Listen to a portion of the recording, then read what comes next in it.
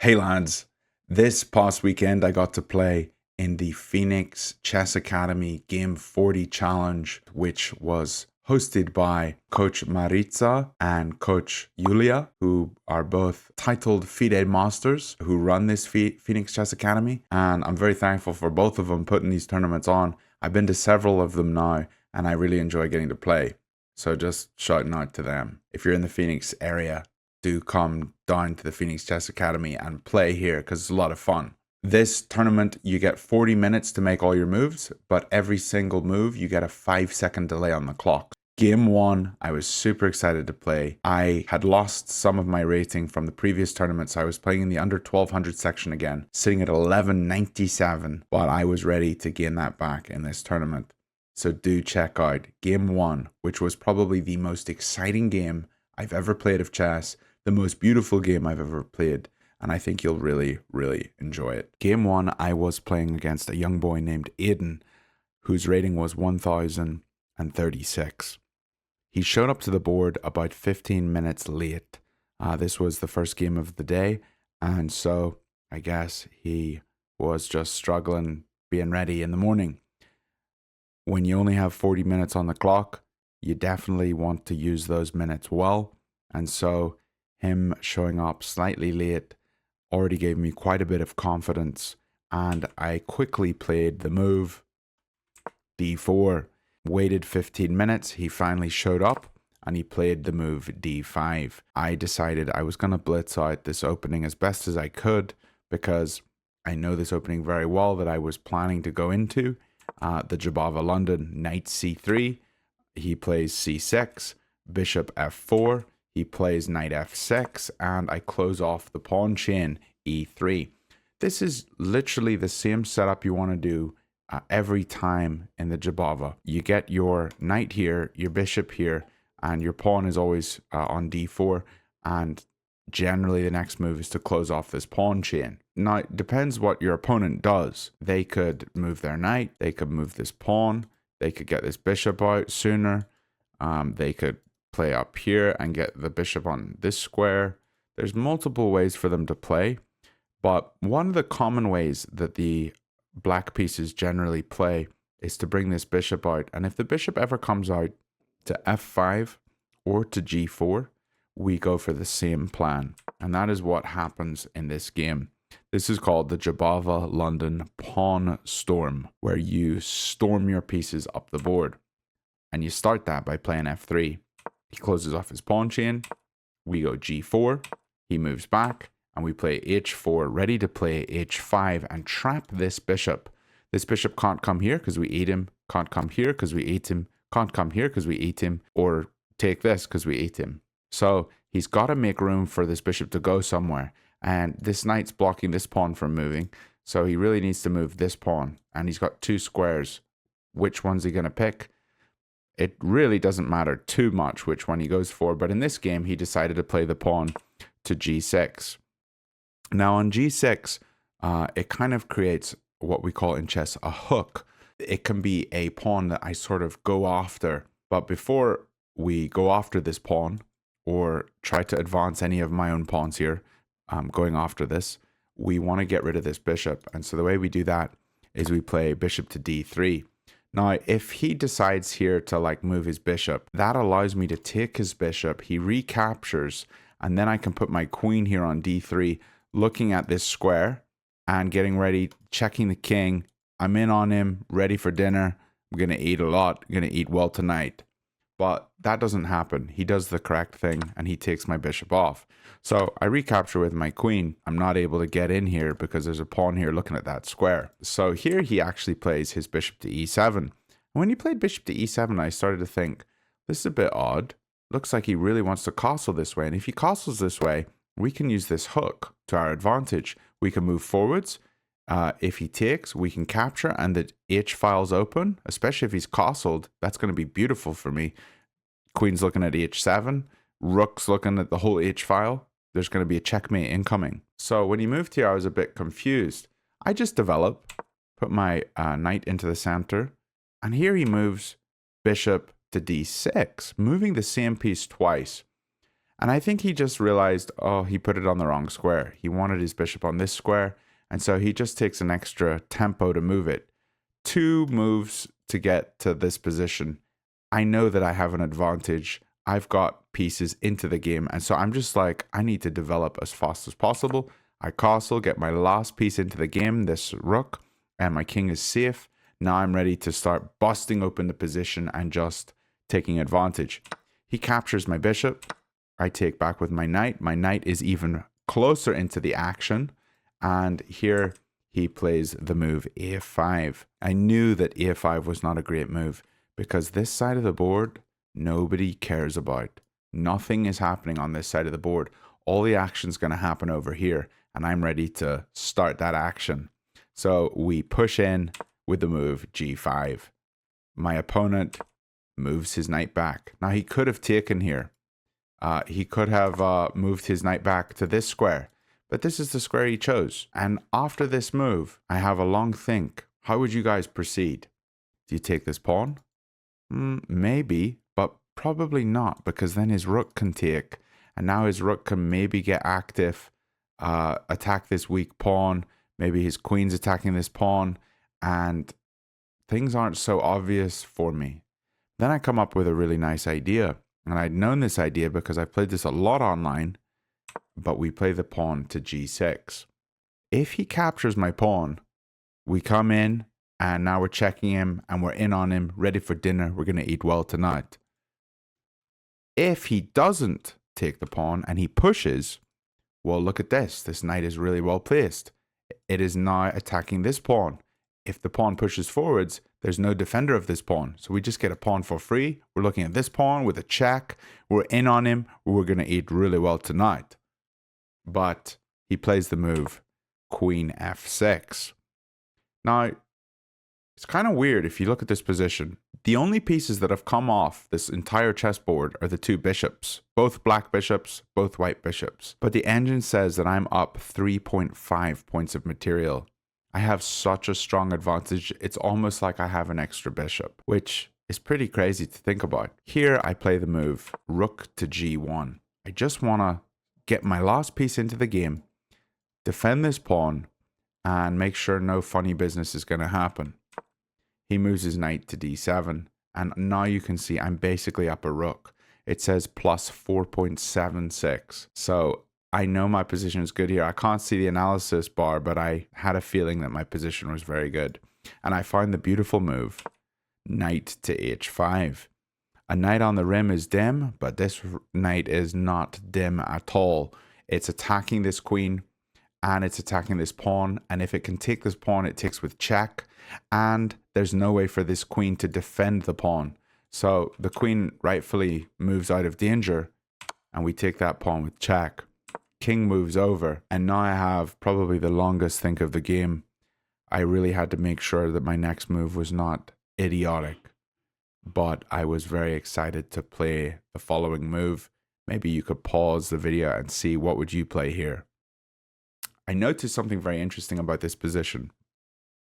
I saw this pawn on g6 was a very powerful pawn, but not by taking here, because he could just recapture, and yeah, I've lost that beautiful piece, but actually going forwards to g7.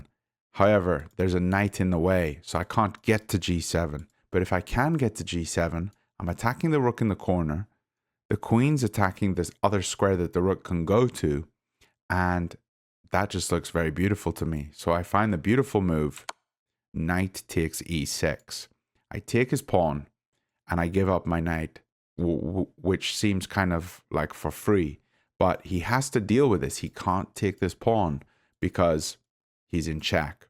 And so if he takes with pawn, I can push forwards, attack his rook. He can't eat me because my rook's defending the pawn.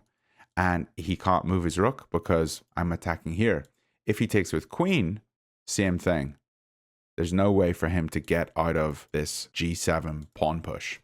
So he captures, I push, he moves his queen over.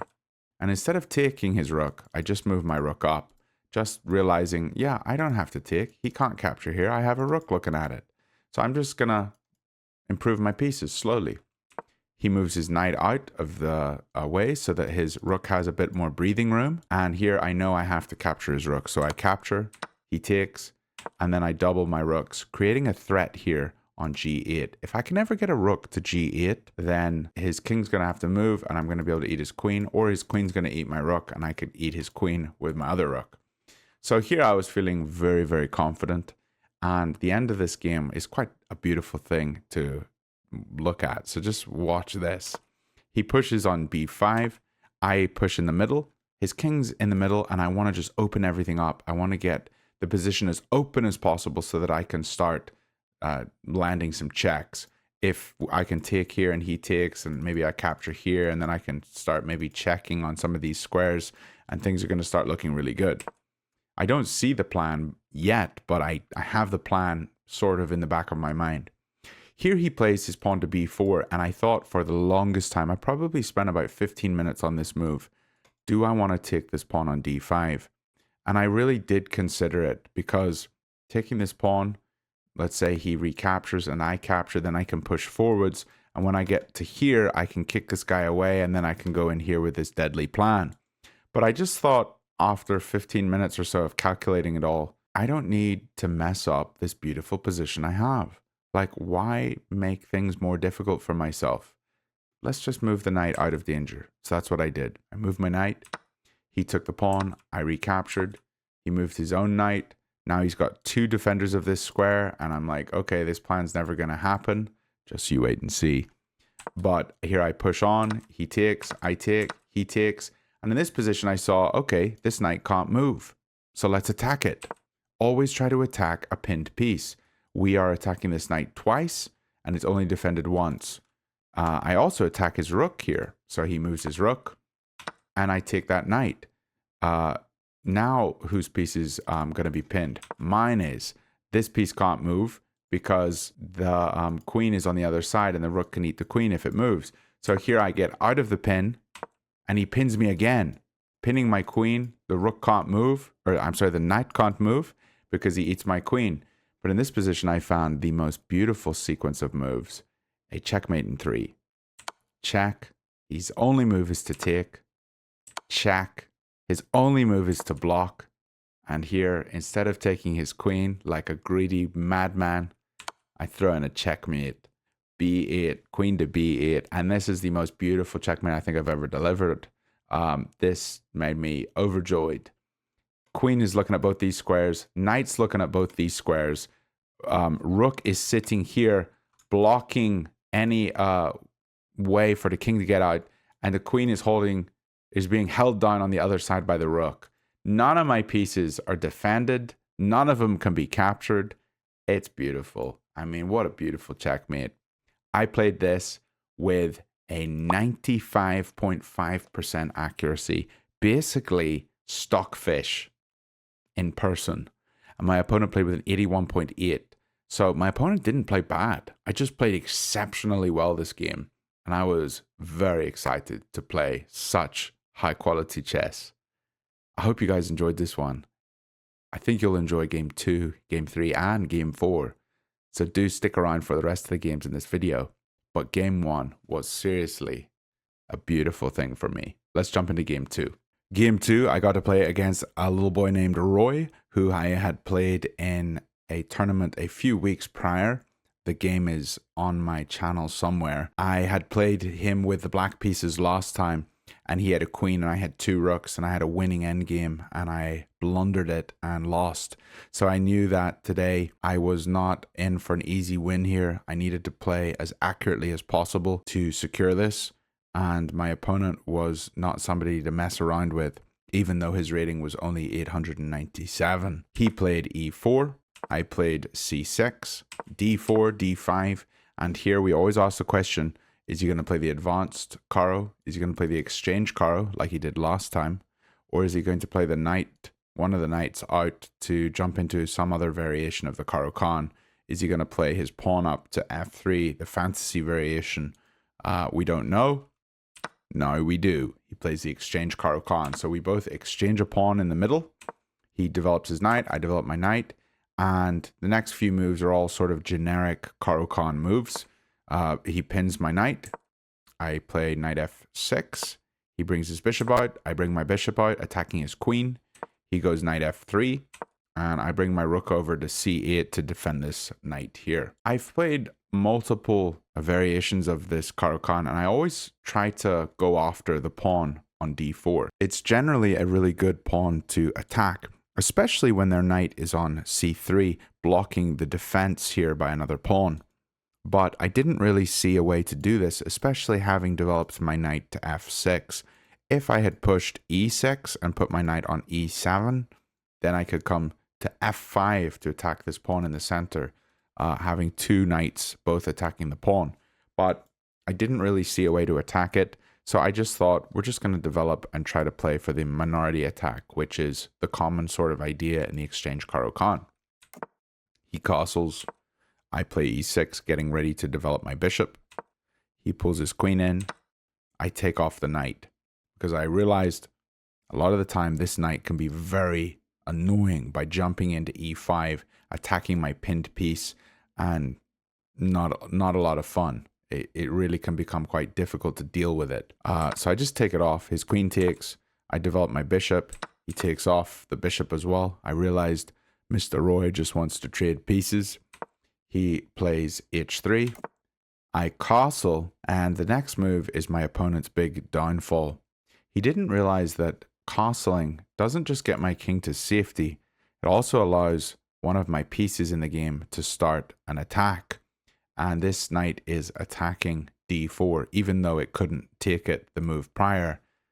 Now it can. And if your opponent ever makes a mistake in a game of chess, even if it's in the early game, kind of like now, or slightly middle game, take advantage. You got to take advantage when you can. Don't let that moment slip. So I captured that pawn, very excited to be up a pawn, and my opponent has to move his queen and he has to defend his bishop. So there's really only one square that he can do both of those things, move his queen here to defend the bishop, which is what he does. I take the bishop, he takes, I move my queen because he's attacking my pawn, so I gotta defend my pawn. He moves his rook over, I attack his knight jumps, and here I'm kind of wondering, how do I push my advantage? I got an extra pawn. I probably want to trade off pieces, but how do we do this? What's the best way to do it? I thought probably the best way was just to push these pawns in some sort of fashion. Now, I do make some sort of mistakes here.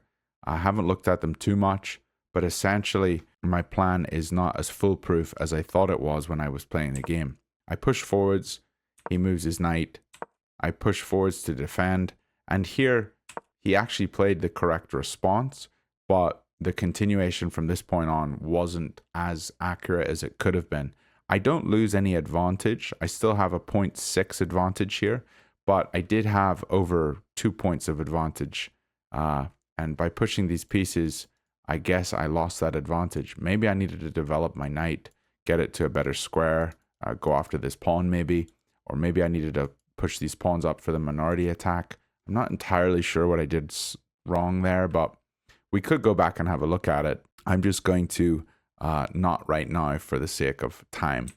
He played c3, I captured, he captured with rook, I move my queen over, he captures, I capture, and I just realized Roy just wants to trade pieces. Not good, especially when you're down a pawn. He captures, I capture, he attacks my knight, I move, he moves his knight in, and now I put my knight on c4, attacking this pawn. This pawn, if it moves, I can take the other one. So my knight is well situated here. And yes, my position is doing very well if he tries to defend his pawn. And that is actually what he does wrong.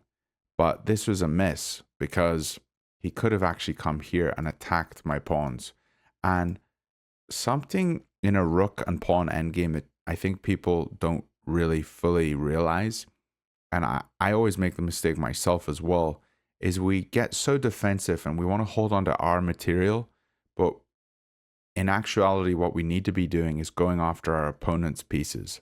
So if he had kept his rook super active on the only really open file in the game here, this D file, if he just kept his rook on this file, it's the most active rook, and then he could be attacking my pieces. Instead, he puts it in the corner, where it's not really doing much on row 1 or on the b file. And I just knew that my rook was a lot more powerful in this position. So I pull my rook over to the open file. He then returns. I play my rook up to d4 because I don't want to trade on his terms. I want to trade on my terms. And now the engine gives me a plus 3.4, as if I'm up a whole bishop and half a pawn. He moves his knight back, and so I realize I got to make room for my king to get to the defense of this pawn, and there's just a wee race here to get to the pawn. And in this position, I just see his knight is really useless. It can't come to these squares because of my pawn, and it can't jump to this square because of his own pawn. He's only got one square over here. My knight's way more active. I'm looking at this one, so he has to stay here defending this piece. And so here I just play all the pawn moves on the left side, and then I come over to the right side with the king, check him, and trade this off, forcing his king to go over here and eat this one so I can come and eat this one and eat the rest of his pieces. I calculated all this basically to the end of the game before making these moves, even though I'm just flicking through them really fast here. I did spend my time well, and this is how the game ended. I stop his king from, or his pawn from promoting, and put his king on g8. So now I can start advancing my other pawn. He steps aside. I throw in a check. He runs away. And here I realize, okay, if you promote, so what? I can win your queen. So I just keep promoting. And I win the queen. He takes. And here I just promote to a queen. And I get the checkmate on g7. I was very happy to get this win. Super happy that I finally got to beat Rory. He was a very strong and formidable opponent. But the engine says that I played this game with an accuracy of 86.1, and Rory played it with an accuracy of 79.7. So I was super happy to get a win in game 2. Let's jump over to game 3 to see how this tournament continues. Game 1, I got the white pieces. Game 2, I got the black pieces. And this is game 3. We got the white pieces again. I played d4. Opponent played f6. I played knight c3. Opponent played pawn to d5. I bring the bishop out. And they play the move g6, which signifies that I might be going for something called the Barry attack, where you push Harry down this side of the board and you try to go after the king that's probably going to castle here. My opponent's name, by the way, was Raphael. He was a 1069 young man, quite confident. He seemed to play these moves fairly quickly. And even after the game, we talked about the opening and he said, yeah, you went for the Barry attack. So he kind of knew the theory here. But things did take a turn in the middle game, and you'll see what exactly happened. I play e3.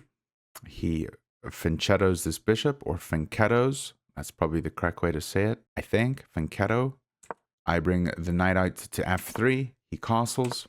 I bring the bishop out to e2 instead of d3, because d3 is looking at this pawn, I think they call it a pawn prism, where there's one pawn defended by another. So the bishop's kind of weak on this diagonal. But on this diagonal, it's a wee bit stronger, especially if you're going to push Harry and you can get here to attack this hook. So he brings his knight out to d7. I start the Harry push, and he plays c5, a common break. Here I move my knight to b5, and I'm glad I know now not to do this kind of thing. I already calculated the queen shack. Looking here, I saw my bishops here defending the knight, but often they can play c4, and now I'm not defending the knight anymore. And so things can get a wee bit risky here. So I probably should have spent more time thinking about this and tried to come up with a better plan than just chucking my knight in, looking at some silly squares. But you can sort of start to see what I was going for. Knight here, if his rook moves, I can capture a pawn and attack his rook. But his rook's defended. He could maybe take this and win my knight and my bishop for just a rook and a pawn. So it might have been okay for him, but my plans were kind of loose, and I really shouldn't go for stuff like this. I should just focus on my attack over here and go for his king. He throws in the check. I block with c3. He pulls his knight back to defend this square because I was looking at it with my bishop. I was looking at it with my knight, and I was quite excited about all this. I capture the pawn on c5 because I don't want him to push forwards and block the defense of my bishop. And here he retakes with the knight captures on c5. I actually saw if his knight captures here before I even played d takes c5. I saw this and I thought, well, if he does something stupid like this, I'm going to have a really good position. And he did. And I was very thankful. And I was able to capitalize on this. But maybe you can already spot it. Why is this a blunder? Because we got the move b4, forking his queen and his knight. Here, he actually had several moves to get out of it and kind of get some compensation. But the move he played, I think, was not correct. He played the pawn or the queen to a4, but technically his best move is to put queen on b6. Now, I wouldn't have played either of those moves. If I was black, I would have, in this position, captured with the bishop on c3. And the engine doesn't like it a lot, but when I recapture, he could capture both of the pawns. I have to recapture because he's checking my king. So here, I thought this is how the game was going to go. And I'd only really be up a bishop for 2 pawns, which is not much of an advantage. But this isn't how it went. He instead, after my push here, played the queen to a4. And here, I saw it. I was confused. I think I even visually was like, after he moved it, I kind of looked at the board and I was like, what? That's a bit strange. Because I really wasn't expecting a4. I was expecting take, take. And yeah, it just didn't happen. So I took the knight. He took my queen, which I was very surprised about. You never want to trade off queens, especially when you're losing. And I recapture. So in this position, I'm basically just up a whole knight. He attacks my knight, thinking, okay, if the knight runs away, he can grab a free pawn. But I just throw my knight into d4, blocking this bishop from doing any damage. He tries to pin this knight so it can't move. I'm not quite sure, but I don't really care. I move the knight and he trades the bishops, which I was thinking, why are you trading pieces when you're down? Here he plays f6. And I realized at this point that I actually fell for the same sort of tactic that I played on my opponent. When I played the knight to d7, he has this move, e5, forking both my pieces. And yes, I'm attacking a rook, but I think he should have gone for this. He didn't. He moved his rook. And so now I have the time to get rid of one of my pieces that could have been forked. I attack his bishop. He pushes his pawn. I take the bishop because the bishop's a very powerful piece. His king is going to be very weak without a dark squared bishop with all these dark squared weaknesses. All his pawns are on light squares. So the dark squares are where we want to attack. So if he doesn't have a dark squared bishop, it's going to be very good for me. And here I just throw all my pieces down the b file, looking at his pawns. So I capture. He moves his knight over, attacking this square, but it's defended. Here I think I can just trade off because I'm up a whole minor piece. So we trade off, and then he takes my pawn. But here I can get my other rook into the game. He develops his knight to a very good square, looking at this, but I can just defend it with the bishop. He pushes his pawn forwards. He's got only pawns on light squares, so my bishop seems a bit useless, but it's actually quite a powerful piece, especially if a rook gets here. Maybe I can checkmate with the bishop. I bring my rook up to the 6th rank so I can fork both of these pawns. He defends both of them with his knight, so I attack the defender. If the defender's going to move, then I'm going to win one of these pawns. He just gives up on it because if you look, there's really nowhere for this knight to go. If it goes here, then I can take the pawn. If it goes here, I can even just throw in a check and then take it or whatever, like he just doesn't really have much here. So he moves his rook over to attack my knight. I take his knight and he checks me. I move my king up. He takes the pawn. And then I play the knight to c6. Seemed like a good square. And I'm able to just get the rook here and take off the A pawn. Don't need anything promoting against me. He pushes his rook down to the first rank, maybe wanting to come over here and attack some pieces. I attack his rook and his pawn, and he just swaps off rook. So here I was feeling very, very confident. He doesn't have any pieces that can attack me and checkmate me. And so he starts moving his king in. So the rest of this game kind of ended in quite a beautiful sort of zugzwang. He has no move that is good for him, so he's got to make a bad move. And we're able to just start gobbling all his pieces. And here we get a queen. We throw in a check. I can play the knight to c6. And this is what I did. And I have checkmate in 1, queen to e7 on the next move. My opponent resigned. That was game 3. 3 points in the tournament so far. I was feeling really excited. We're going into game 4. And I have high hopes of winning a trophy for this tournament. So I was quite excited. Let's check out and see what happens in the final game in this tournament, game 4. We played in this game with an accuracy of 87.8 and our opponent with a 77. I honestly was really happy with how I played this tournament. A 96 basically in the first one, and then like an 86 or an 87 or basically an 88. Really solid stuff. Here was game 4. We got the black pieces against a young man named Arush. He was a 958. We had played once before at the Unity Open where I was able to beat him. He was the only opponent that I've ever played over the board who lost on time. And I was ready to do the same thing. My opponent plays e4. We go c6, d4, d5, the exchange caro. So we know all these moves. We know what we're supposed to do. We do the same basic opening that we had done in the previous game. But this time, before we're able to take off that knight on f3, he jumps in to e5. And I really need to avoid these kinds of complications because the knight on e5 is attacking my pinned knight. The bishop is attacking my pinned knight. The queen might even be able to come over here and attack the pinned knight. And it looks like maybe he's going to be able to win something here. And I don't like having to deal with this. He's also attacking this bishop on f4. So I really need to move this bishop at some point. I move my rook over to c8 to defend my pinned piece.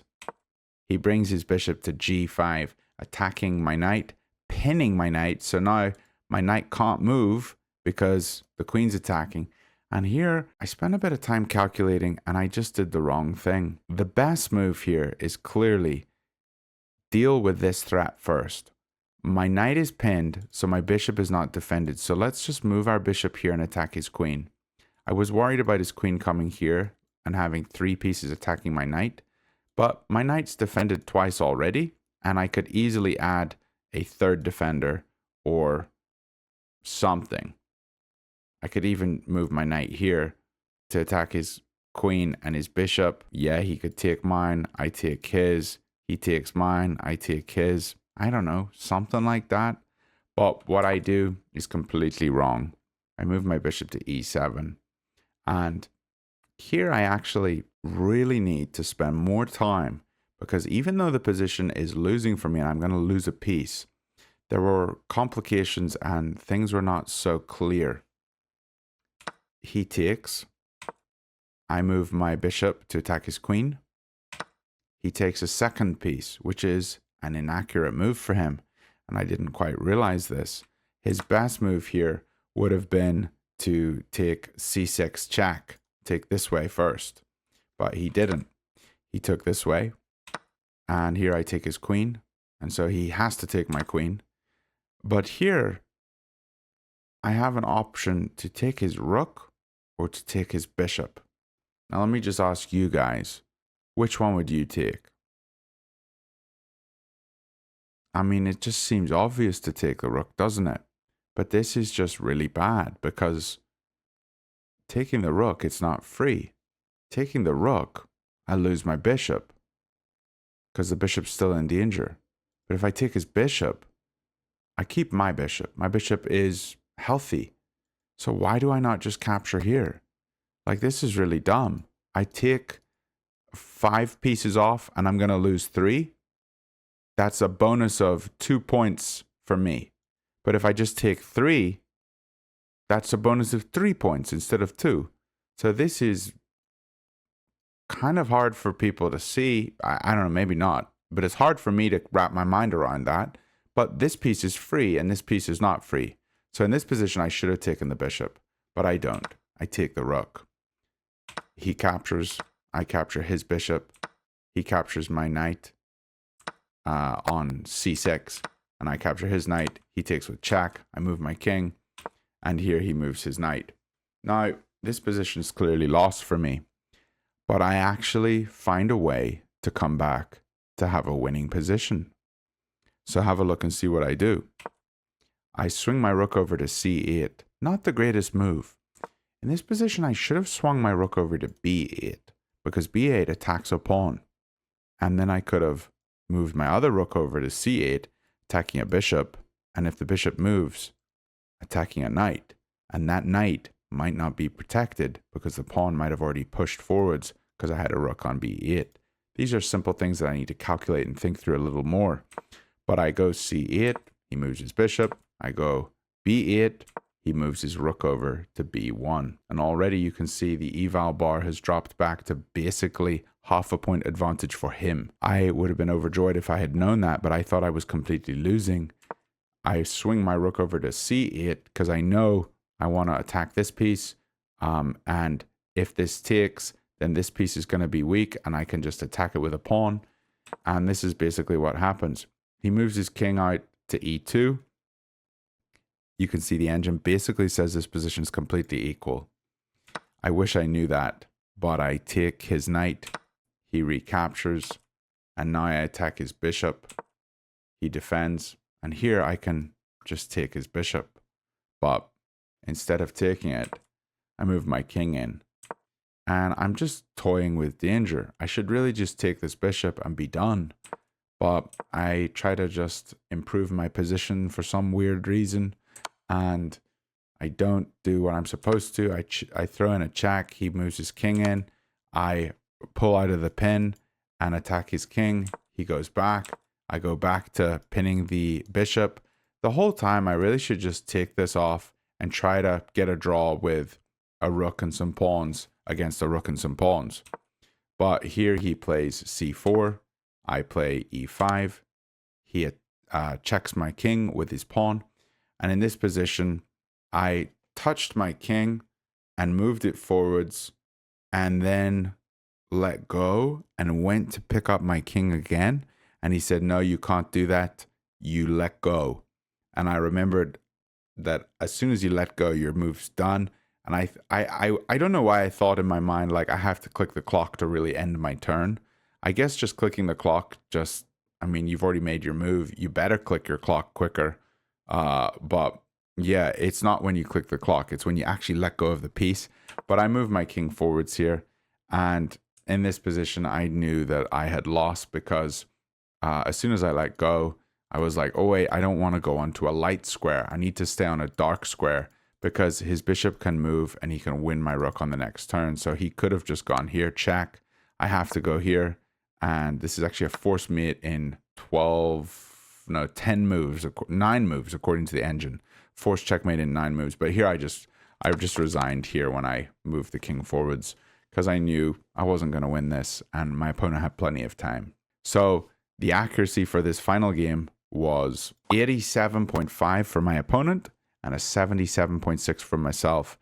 I just sort of let slip in this game. I didn't think thoroughly through the opening middle game as well as I should have. And I could have had a very nice position and even maybe winning a pinned piece at some point a little later on into the game. But the way I played was not great. I always get tired around game 4 and that's something I need to be better about. But I don't want to make excuses. This tournament was fantastic and I really enjoyed it. And Arush, my opponent in this final game, finally crossed the 1000 elo. He said it was the first time he'd crossed it and he was super excited. I believe he actually crossed 1100 elo because he got a win against me and he got 3 total wins and a draw. So he didn't even lose a game in this tournament. So he won first place, got the first place trophy, but I got the second place trophy, and I'll show that to you right now. Here it is, lads.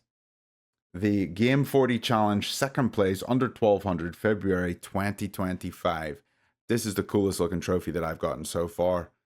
It's got a cool wee queen on it, and this looks pretty cool. I can always remember that I am a star.